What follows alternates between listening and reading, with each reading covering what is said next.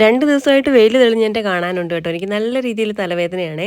എനിക്കങ്ങനെയാ ചെറുതായിട്ട് വെയിൽ കൊണ്ടിട്ടുണ്ടെങ്കിൽ പെട്ടെന്ന് തലവേദന വരാറുണ്ടേ. നമ്മുടെ വീടിൻ്റെ സൈഡിൽ കൂടെ കുറച്ച് പ്ലാന്റ്സ് ഒക്കെ വെച്ചിട്ടുണ്ട് കേട്ടോ. എല്ലാം ലീവ്സിൻ്റെയാണ്.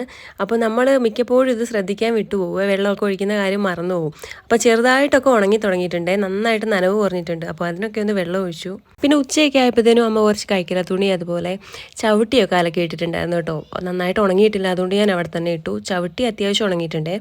അതെടുത്ത് ഞാൻ വീട്ടിലേക്ക് പോന്നു. നല്ല രീതിയിൽ ഇതുണ്ട് കേട്ടോ. അതായത് കാറ്റുണ്ടേ. നല്ല രീതിയിൽ കാറ്റുണ്ട് ഇന്ന്. പിന്നെന്താ വൈകുന്നേരം വിളക്ക് കത്തിക്കാനായി അതിൻ്റെ ഭാഗമായിട്ട് മുറ്റമൊക്കെ 4 ഭാഗവും അടിച്ച് വൃത്തിയാക്കിയിട്ടു.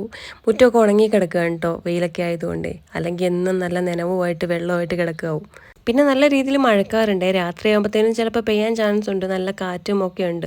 നമ്മുടെ ഈ ഡാലിയയിൽ എന്ത് ഭംഗിയായിട്ട് പൂക്കളുണ്ടായിരുന്നതെന്നറിയാവോ? കഴിഞ്ഞ ദിവസങ്ങളിലെ ആ മഴ കാരണം മൊത്തത്തിൽ തല്ലി ഇളച്ച് കുളമായിപ്പോയേ. പിന്നെ ഇതാ വെള്ള കളറിലുള്ള ജമന്തിയിൽ പൂ വിരിഞ്ഞിട്ടുണ്ട് കേട്ടോ. എനിക്ക് ജമന്തിയുടെ പൂവിൻ്റെ മണം ഭയങ്കര ഇഷ്ടമാണ്. ഇത് ക്രിസ്മസ് കാറ്റസ് ആണ് കേട്ടോ. പക്ഷെ മൊത്തത്തിൽ അത് എന്തോ പോലെ ആയിപ്പോയി കേട്ടോ. അതിൻ്റെ വളർച്ചയൊക്കെ അങ്ങോട്ട് മുരടിച്ചു.